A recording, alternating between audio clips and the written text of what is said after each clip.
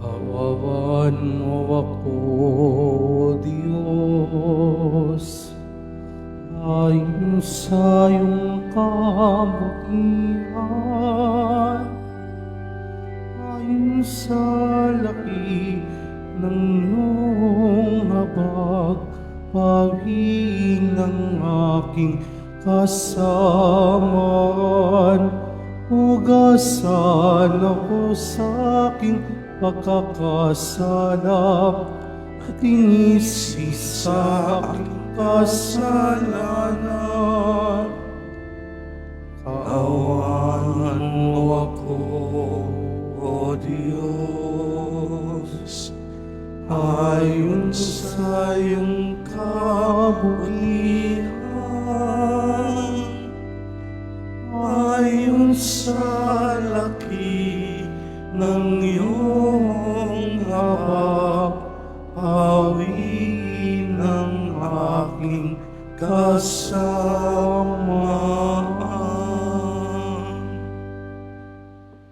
Sa ngalan ng Ama at ng Anak at ng Espiritu Santo, Amen. sumainyo ang Panginoon. At sumaiyo rin.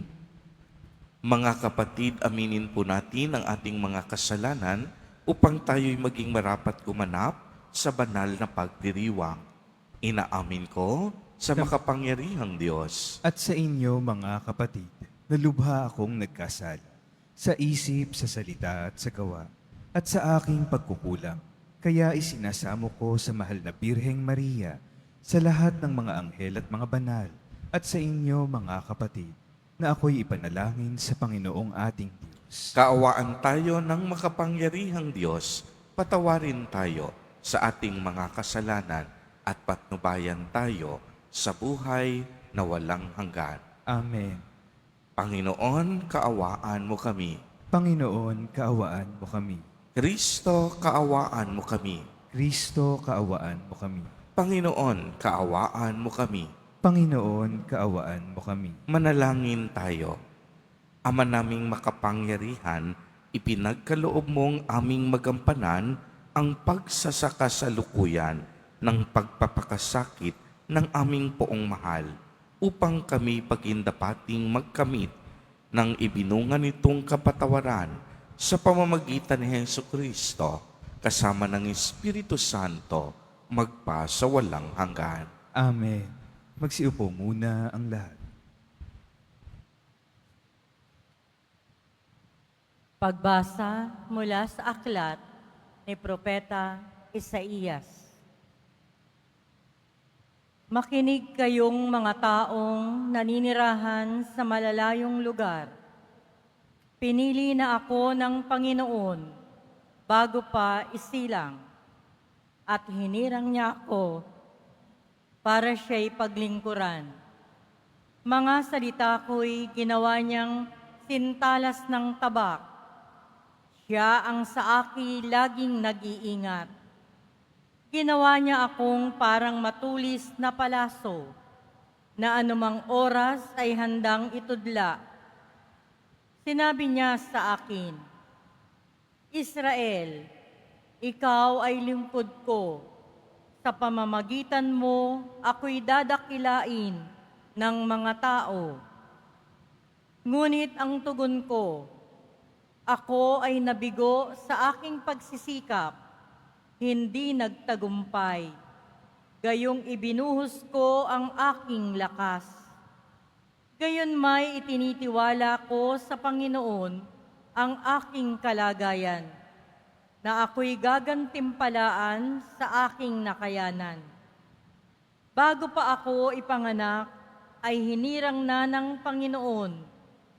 Pinili niya ako para maging lingkod niya, upang tipunin ang mga nangalat na mga Israelita, at sila'y ibalik sa kanyang bayang Israel. Binigyan ako ng Panginoon ng karangalan, sa kanya nagbubuhat ang aking karangalan. Sinabi ng Panginoon sa akin, Israel na aking lingkod, may mas mahalaga pa akong ipagagawa sa iyo. Bukod sa pagpapanumbalik sa mga Israelitang nalabi, ay gagawin kitang tanglaw ng mga bansa upang lahat sa daigdig ay maligtas. Ang salita ng Diyos. Salamat sa Diyos. Patuloy kong isasaysay ang dulot mong kaligtasan. Patuloy kong isasaysay ang dulot mong kaligtasan. Sa iyo lang, Panginoon, lubos akong nananalig. Huwag mo akong pabayaang mapahiya at malupi. Tulungan mo ako ngayon, yamang ikaw ay matuwid. Ako sana ay sagipin, sa daing ko ay makinig. Patuloy kong isasaysay ang dulot mong kaligtasan.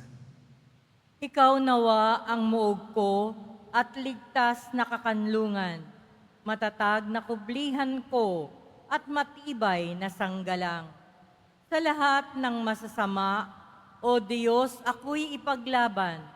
Sa kuko ng mababagsik, huwag mo akong pabayaan. Patuloy kong isasaysay ang dulot mong kaligtasan. Panginoon, sa iyo ko inilagak ang pag-asa. Maliit pang bata ako, sa iyo'y may tiwala na. Sa simula at mula pa, wala akong inasahang mag-iingat sa sarili, kundi tanging ikaw lamang. Kaya naman ikaw poon, pupurihin araw-araw. Patuloy kong isasaysay ang dulot mong kaligtasan. Pagkat ikaw ay dakila, patuloy kong isasaysay. Maghapon kong ihahayag ang dulot mong kaligtasan. Sa pulpa sa pagkabata, ako'y iyong tinuruan. Hanggang ngayoy sinasambit ang gawa mong hinangaan. Patuloy kong isasaysay ang dulot mong kaligtasan. Magsitayo po ang lahat.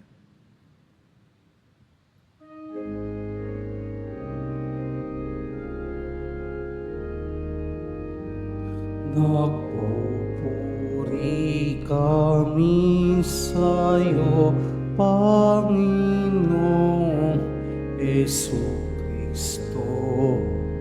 Nagpupuri kami sa'yo, Panginoong Jesucristo. Nagpupuri kami sa'yo, Pari naming Jesucristo, masunurin kang kordero sa katubusan ng tao, ayon sa kusang buhay mo. Nagpupuri kami sa'yo, Panginoong Jesucristo. Sumainyo ang Panginoon. At sumaiyo rin. Ang mabuting balita ng Panginoon ayon kay San Juan. Papuri sa iyo, Panginoon. Noong panahong iyon, habang nakahilig kasama ng kaniyang mga alagad, naggugumilihan ng sinabi ni Jesus, "Tandaan ninyo, ako'y ipagkakanulo ng isa sa inyo." Nagkatinginan ang mga alagad, hindi nila alam kung sino ang kaniyang tinutukoy. Ang alagad na minamahal ni Jesus ay nakahilig na kalapit niya. Kinalapit siya ni Simon Pedro at sinabi, "Itanong mo kung sino ang tinutukoy niya." Kaya humilig siya sa dibdib ni Jesus at itinanong, "Panginoon, sino po ba ang tinutukoy ninyo?" Sumagot si Jesus, "Ang ipagsawsaw ko ng tinapay, siya na nga." At nang maisawsaw ang tinapay, ibinigay ni ito kay Judas, na anak ni Simon Iscariote. Nang matanggap na ni Judas ang tinapay, si Satanas ay pumasok sa kanya. Sinabi ni Jesus, "Gawin mo na ang gagawin mo." Ngunit isa man sa mga kasalo niya ay walang nakakaalam kung bakit niya sinabi ito, sapagkat si Judas ang nag-iingat ng kanilang salapi. Inakala nilang pinagbibili siya ni Jesus ng kakailanganin sa pista o kaya'y pinagpapalimos sa mga dukha. Nang makain na ni Judas ang tinapay, siya ay umalis. Gabi na noon, pagkaalis ni Judas ay sinabi ni Jesus, "Kayo'y mahahayag na ang karangalan ng anak ng tao at mahahayag din ang karangalan ng Diyos sa pamamagitan niya. At kung mahayag na ang karangalan ng Diyos, ang Diyos naman ang maghahayag ng karangalan ng anak at gagawin niya ito agad. Mga anak, kaunting panahon na lamang ninyo akong makakasama. Hahanapin ninyo ako. Ngunit sinasabi ko sa inyo, ngayon ang sinabi ko sa mga Hudyo, hindi kayo makapupunta sa paroroonan ko." "Saan po kayo pupunta, Panginoon?" tanong ni Simon Pedro. Sumagot si Jesus, "Sa paroroonan ko'y hindi ka makakasunod ngayon, ngunit susunod ka pagkatapos." "Bakit po hindi ako makakasunod sa inyo, Panginoon?" tanong ni Pedro. "Buhay kamay iaalay ko dahil sa inyo." Sumagot si Jesus, "Iaalay mo ang iyong buhay dahil sa akin? Tandaan mo, bago tumilaok ang manok, maikatlo mo akong itatatwa." Ang mabuting balita ng Panginoon. Pinupuri ka namin, Panginoong Hesukristo. Magsiupo muna ang lahat. Ngayon po ay Martes Santo at habang tayo ay papalapit sa Biyernes Santo, ay atin pong maririnig sa ating Ebanghelyo ang mga huling sandali sa buhay ng ating Panginoong Hesukristo. Ito nga ay dapat matupad alinsunod sa mabathalang kalooban ng Ama. Sa araw pong ito ay narinig natin kung paanong isinilaysay ni Jesus Nazareno na isa sa kaniyang mga alagad ang magkakanulo sa kaniya. Nagulat ang mga apostol noong marinig ito at sila mismo nagtanungan sa kanilang sarili kung magagawa ba nila ito sa kanilang guro. Sa tagpong ito, isinawsaw ni Jesus Nazareno ang tinapay sa alak at ibinigay kay Judas Iscariote. Iniutos niya na bilisan nito ang gawain iyon. Kaya alam po ninyo, kung susundan natin ang Ebanghelyo, agad ding umalis si Judas at pumunta kay Caiaphas upang humingi ng mga gwardyang mag-aaresto sa kaniyang Panginoon. At alam nating ipinagkanulo ni Judas si Kristo sa halagang 30 pirasong pilak. Subalit noong malaman niya na si Jesus ay hinatulan ng Sanhedrin ng kamatayan, siya'y bumalik at itinapon niya ang mga salapi bilang pagsisisi sa kaniyang mga kasalanang ginawa. Mga kapatid kay Kristo, sa araw-araw po ng ating buhay ay humaharap tayo sa maraming desisyon. Sa lahat ng nilikha ng Diyos, tanging tao lamang ang binigyan niya ng lubos na kalayaan. Paano po ba natin ginagamit ang kalayaan na kaloob sa atin ng Panginoon? Ano ang mga basihan o pamantayan natin sa ating pagdidesisyon sa buhay? Ang atin bang mga sarili o isinaalang-alang natin ang kalooban at pamantayan ng Diyos? Sa totoo lang po, hindi madali ang magdesisyon, lalo na kung nahaharap tayo sa pagitan ng gusto nating mangyari sa ating sarili nang walang iniisip na pamantayan. Alam naman natin na kung pipili tayo ng masama o maling desisyon, ito ay laging mauuwi sa kapahamakan. Uulitin ko po mga kapatid, kung pinipili natin ang mali, taliwas at masamang desisyon, sigurado yon, ito ay mauuwi sa kapahamakan. Pero kung pipiliin naman natin ang tama at mabuting desisyon, alam nating pinipili natin ang Diyos. At sa tuwing pinipili natin ang Diyos, ito ang magdadala sa atin tungo sa kaligtasan at sa buhay na walang hanggan. Kadalasan, ang madaling desisyon natin ay nagbibigay sa atin ng panandaliang ginhawa at kaaya-ayang pakiramdam. Kaya nga, madali tayong mabitag sa kasalanan. Subalit, ang mga tama at mabubuting desisyon kadalasan nangangailangan ng pagsasakripisyo, pagtitiis, at pag-aalay ng buhay. Kagaya na lamang ni Jesus Nazareno, pinili niya ang desisyong mabuti at tama. Bagamat mahirap at punong-puno ng pagsasakripisyo, pinuhat niya ang krus. Pinuhat niya sa kanyang mga balikat ang kasalanan ng mundo. Pinutungan ng koronang tinik.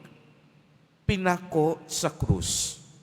Mahapdi, makirot, ang kalayaang pinili, ang mabuti at tama, ang siya namang naging daan upang tayong lahat ay matubos sa ating kasalanan.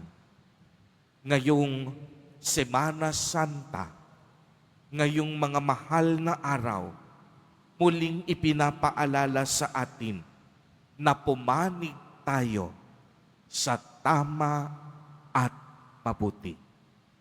Uulitin ko po mga kapatid, sa bawat desisyon ng ating buhay, pumanig at pumili tayo sa kung ano ang tama at mabuti. Kumapit tayo sa katotohanan. Piliin natin ang Diyos. Sundan natin ang ating Nuestro Padre, Jesus Nazareno, sa pagpili niya ng kabutihan at pagmamahal upang tayo din magkamit ng kaligtasan at ang pagpapala tiyak mapapa sa atin. Amen.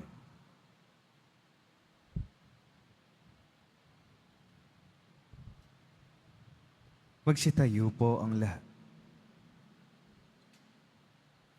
Minamahal kong mga kapatid, buong kababaang loob na idulog natin ang ating mga kahilingan sa Panginoon habang laging inaalala ang paghihirap ng kaniyang tiniis para sa ating kaligtasan. Sa bawat panalangin ang itutugon, Jesus, sa pamamagitan ng iyong pagpapakasakit para sa aming kagalingan, dinggin mo kami. Jesus, sa pamamagitan ng iyong pagpapakasakit para sa aming kagalingan, dinggin mo kami. Ang mga ipinagkanulo ng kanilang mga kaibigan, naway hindi magkimkim ng hinanakit. Manalangin tayo. Jesus, sa pamamagitan ng iyong pagpapakasakit para sa aming kagalingan, dinggin mo kami. Ang mga makasalanan, naway hindi panghinaan ng loob, bagkus maghangad ng kapatawaran sa pamamagitan ng sakramento ng pagkukumpisal. Manalangin tayo. Jesus, sa pamamagitan ng iyong pagpapakasakit para sa aming kagalingan, dinggin mo kami. Ang mga nagdurusa, naway magkaroon ng lakas upang tiisin ang kanilang mga pasanin sa buhay. Manalangin tayo. Jesus, sa pamamagitan ng iyong pagpapakasakit para sa aming kagalingan, dinggin mo kami. Ang mga may sakit, naway iugnay ang kanilang paghihirap kay Kristo upang maranasan nila ang kapayapaan ng loob. Manalangin tayo.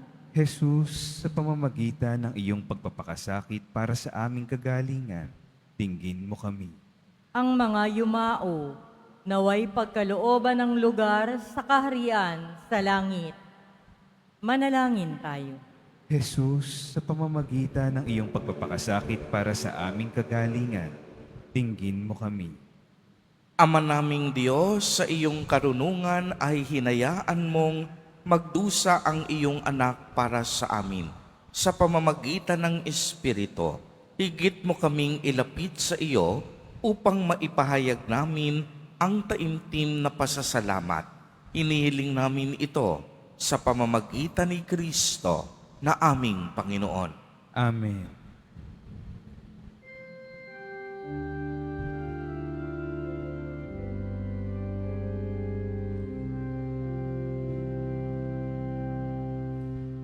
Puso ko'y durog na, dahilan sa kudiya.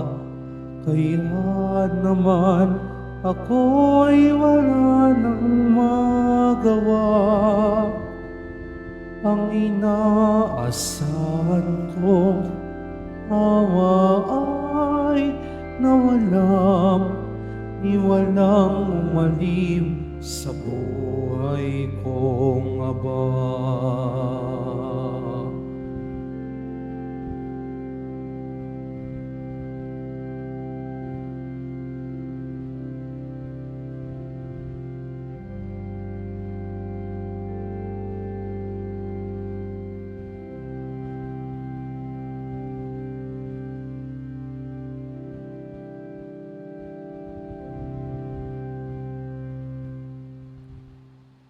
Magsitayo na po ang lahat. Manalangin kayo mga kapatid upang ang paghahain natin ay kalugdan ng Diyos amang makapangyarihan. Tanggapin nawa ng Panginoon itong paghahain sa iyong mga kamay, sa kapurihan niya at karangalan, sa ating kapakinabangan at sa buong sambayanan niyang banal. Ama naming lumikha, tunghayan mo ang mga alay ng iyong angkan na ginawa mong magkasalo-salo sa paghahaing banal. Ipagkaloob mong ang kaganapan nito ay aming makamtan sa pamamagitan ni Jesucristo, kasama ng Espiritu Santo, magpa sa walang hanggan. Amen. Sumainyo ang Panginoon. At sumaiyo rin. Itaas sa Diyos ang inyong puso at diwa. Itinaas na namin sa Panginoon. Pasalamatan natin ang Panginoong ating Diyos. Marapat na siya ay pasalamatan. Ama naming makapangyarihan, tunay ngang marapat na ikaw ay aming pasalamatan sa pamamagitan ni Jesucristo na aming Panginoon. Nababanaagan na namin ang pagdiriwang sa kaniyang pagpapakasakit at pagkabuhay. Maluluping na ang dating pagsuway sa pag-ako sa kaniyang pusang loob na katapatan at magaganap na ang pag-alaala sa aming pag-anib sa iyong tinubos na angkan. Kaya kaisa ng mga anghel na nagsisiawit ng papuri sa iyo, nang walang humpay sa kalangitan, kami nagbubunyi sa iyong kadakilaan. Santo, Santo, Santo, Panginoong Diyos ng mga hukbo, napupuno ang langit at lupa ng kadakilaan mo. O sana sa kaitaasan, pinagpala ang naparirito sa ngalan ng Panginoon. O sana sa kaitaasan, Magsiluhod po ang lahat. Ama naming banal, ikaw ang bukal ng tanang kabanalan. Kaya't sa pamamagitan ng iyong Espiritu, ay gawin mo pong banal ang mga kaloob na ito upang para sa amin ay maging katawan at dugo ng aming Panginoong Hesukristo. Bago niya pinagtiis ang kusang loob na maging handog, hinawakan niya ang tinapay, pinasalamatan kaniya, pinagati-hati niya iyon, iniabot sa kaniyang mga alagad at sinabi, "Tanggapin ninyong lahat ito at kanin. Ito ang aking katawan na ihahandog para sa inyo."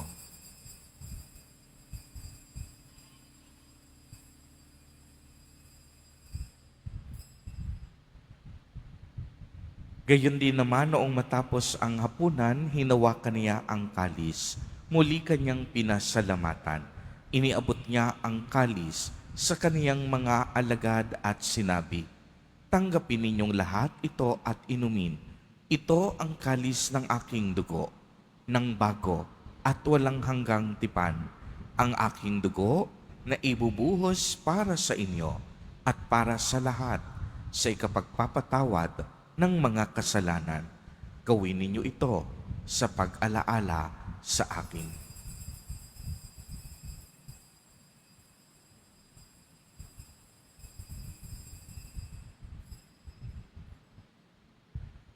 Magsitayo na po ang lahat. Ang misteryo ng pananampalataya.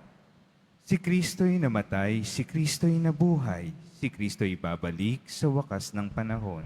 Ama, ginagawa po namin ngayon ang pag-alaala sa pagkamatay at muling pagkabuhay ng iyong anak. Kaya't iniaalay namin sa iyo ang tinapay na nagbibigay buhay at ang kalis na nagkakaloob ng kaligtasan.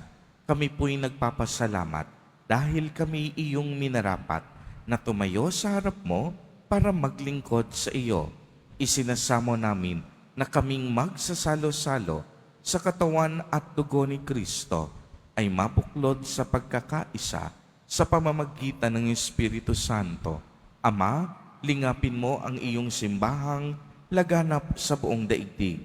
Puspusin mo kami sa pag-ibig kay isa ni Francisco na aming Santo Papa at ni Jose na aming Obispo at ng Tanang Kaparian. Alalahanin mo rin ang mga kapatid naming nahimlay nang may pag-asang sila'y muling mabubuhay. Gayon din ang lahat ng mga pumanaw.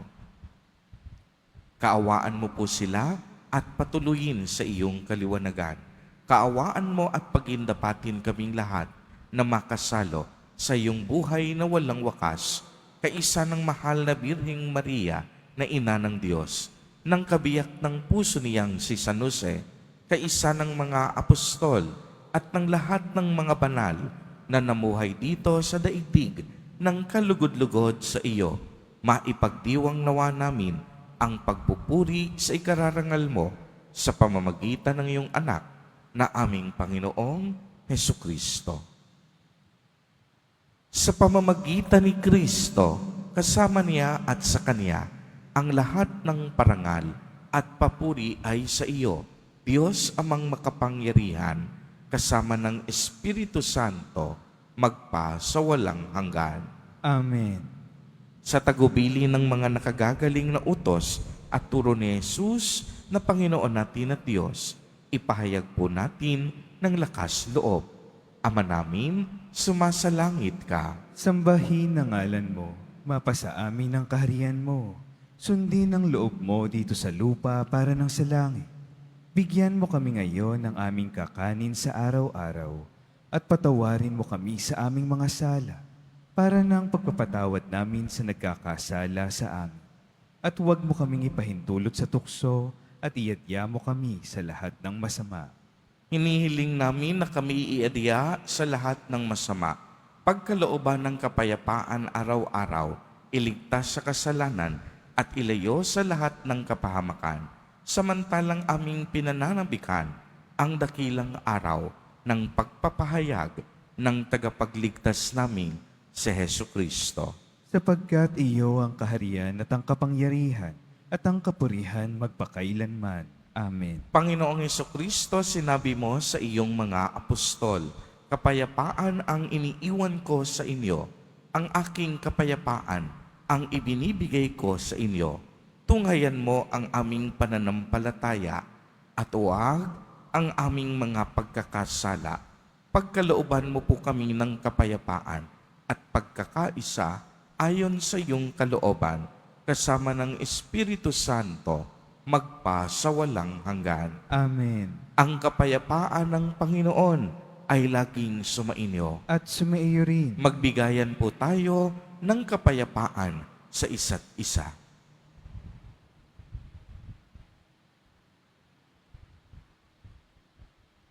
Kordero ng Diyos na nag-aalis ng mga kasalanan ng sanlibutan, maawa ka sa amin. Kordero ng Diyos na nag-aalis ng mga kasalanan ng sanlibutan, maawa ka sa amin. Kordero ng Diyos na nag-aalis ng mga kasalanan ng sanlibutan, ipagkaloob mo sa amin ang kapayapaan. Magsiluhod po ang lahat. Ito ang kordero ng Diyos. Ito ang nag-aalis ng mga kasalanan ng sanlibutan. Mapalad ang inaanyayahan sa kaniyang piging. Panginoon, hindi ako karapat-dapat na magpatuloy sa iyo. Ngunit sa isang salita mo lamang ay gagaling na ako.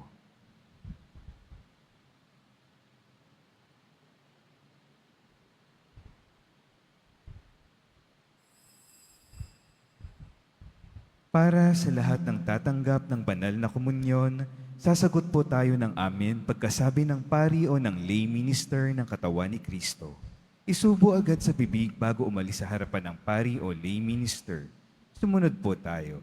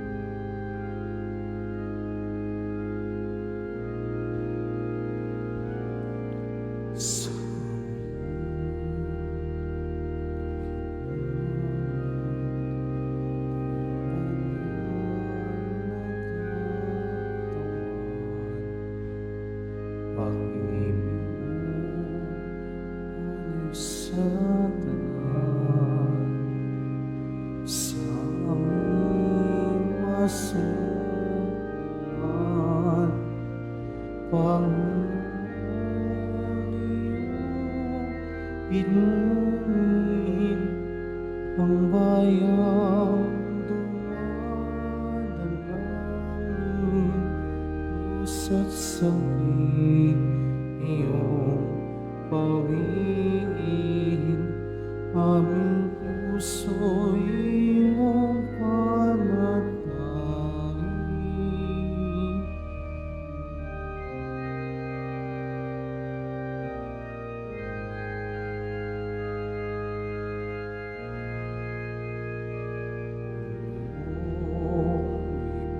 Alay, sa amin ay buhay. Naway kami maging daan ng pag-ilog sa iyong bayan. Panginoon, iyong inumin ang bayang dumadalangin, dusa't sakit iyong pamiin, ang puso iyong panatagin.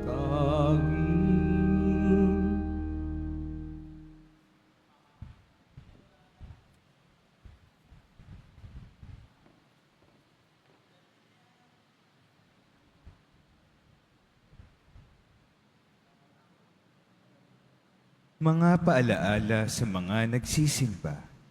Pagkatapos ng misa, wiwisikan po ang lahat ng banal na tubig. Pinakikiusapan ng lahat na manatili lamang muna sa inyong mga lugar. Tanging sa Quezon Boulevard o sa Plaza San Juan lamang ang labasan ng lahat. Sumunod po tayo.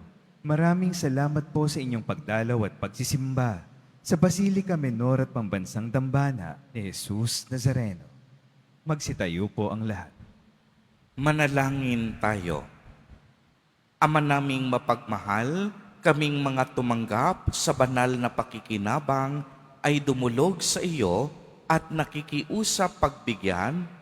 Sa kahilingan naming ang piging mong bigay ay maging pagsasalo nawa namin sa iyong walang maliw na buhay sa pamamagitan ni Jesucristo, kasama ng Espiritu Santo, magpa sa walang hanggan. Amen. Sumainyo ang Panginoon. At sumaiyo rin. Mahal na poong Jesus Nazareno, inihayag mo sa pamamagitan ng krus ang walang maliw na pag-ibig ng Diyos sa sangkatauhan.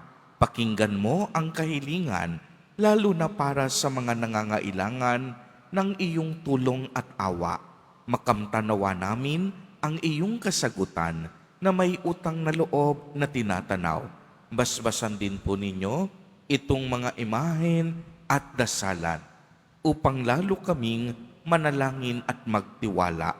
Sa pamamagitan ng bendisyon na ito, naway lalo kaming maging mapaglingkod, masunurin at tapat sa iyo na aming maluwalhating Panginoon, magpa sa walang hanggan. Amen. At pagpalain po kayong lahat at ng inyong buong pamilya ng makapangyarihang Diyos, Ama, Anak, at Espiritu Santo. Amen. Humayo kayong taglay ang pag-ibig at kapayapaan ng poong Jesus Nazareno. Salamat sa Diyos.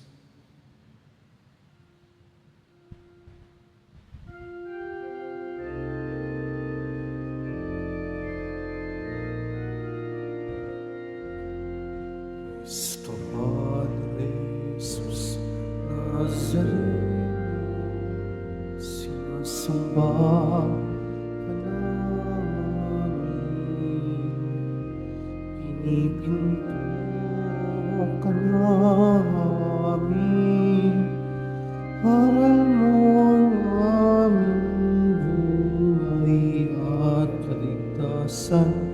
Cristo Padre Jesus Nazareno, iligtas mo kami sa kasalanan. Ang krus mong kinamatayan ay sagisag ng aming kaligtasan. Nuestro Padre Jesus Nazareno, dinarangal ka namin. Nuestro Padre Jesus Nazareno, dinunwalhati namin. Nuestro Padre Jesus Nazareno, dinarangal ka namin. Nuestro Padre Jesus Nazareno, dinunwalhati